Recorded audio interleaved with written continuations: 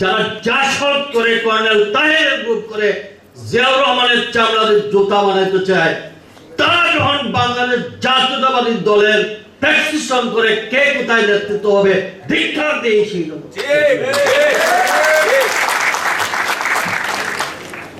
গণবাহিনীর নেতা জাসদ করেছেন আর বিএনপিকে এখন প্রেসক্রিপশন দেবেন, কে হবে এখানের নেতা?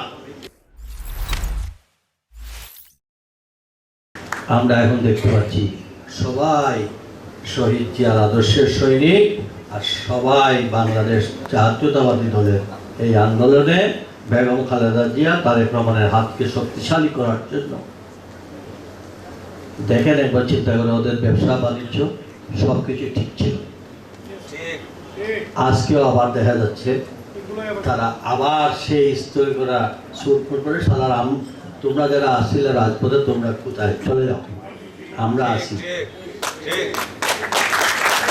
বিএনপির ছাত্রদল থেকে ডলার ভাইকে একটু যোগাযোগের ব্যবস্থা রয়েছে, উনি চেয়ারপারসনের লাগে ভারপ্রাপ্ত চেয়ারপারসনের কথা বলার সুযোগ আছে। আমি একজন ছাত্রদলের প্রতিষ্ঠা লগ্ন থেকে এই দলে আজকে এই পর্যায়ে এসেছি, কিন্তু ওই জাসদ, আওয়ামী লীগ, আরো এই বাসদ আর ওই ন্যাপ ট্যাপ এই হায়ারকৃত সদস্যদের দ্বারা যারা ছাত্রদল থেকে আজকে এই পর্যন্ত আসছে, তাদের জন্য আমরা হয়ে গেছি বিস্কুড়া। এখানে সাদিয়ার ভাই আছেন, এখানে শাকিলরা আছে। এরশাদ ক্ষমতা নেওয়ার পরে জেল খেটেছেন। আমরা আমাদের কথা বলবো না, আমরা জীবনের সব পর্যায়ে কত কত জেল কাটছি, কি হচ্ছে, এগুলা নিজের বলার কোনো প্রয়োজন নেই। কিন্তু কমিটিগুলা হচ্ছে তা এক ব্যক্তি বিশেষের যদি পকেটের পছন্দ মতো হয়, এতদিন বলে নাই, এখন মুখ খুলে বলবো, দেশে আসি নাই আমরা। যারা দলকে এইভাবে পকেটস্থ করতে চায়, যারা জাসদ করে কর্নেল তাহেরের গ্রুপ করে জিয়াউর রহমানের চামড়াদের জুতা বানাইতে চায়, তারা যখন বাংলাদেশ জাতীয়তাবাদী দলের প্রেসক্রিপশন করে কে কোথায় নেতৃত্ব হবে ধিক্কার দিয়ে সেই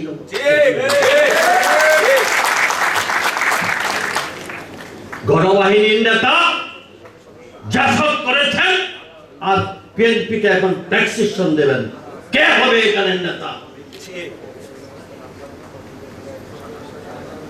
আমরা আর মন বুঝে বসে থাকবো। একবার কি কেউ দেখেছিলেন যে আমার মতো অনেক হাজার হাজার এই ইলিয়াস আলী সহ অনেকেই গুম হয়েছে, কয়জনের খবর আমরা নিয়েছি?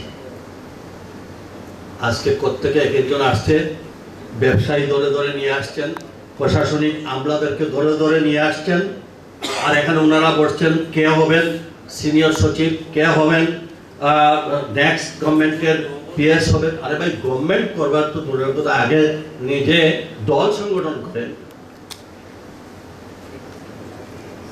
আমি আর বক্তব্য দীর্ঘায়িত করতে চাই না, আমি ডোনাল্ড ভাইকে এইটুকু বলবো, আপনার সুযোগ আছে। আমি কালকেও আমি স্ট্যান্ডিং কমিটির অনেক নেতাদেরকে স্টেট বলে দিয়ে আসছি, যদি আপনারা এইগুলা শুদ্ধ না করেন,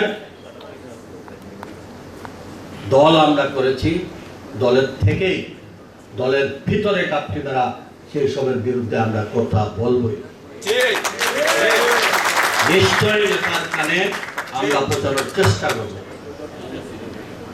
কেউ আর সহজে যেন নেতার নাম বিক্রি না করে।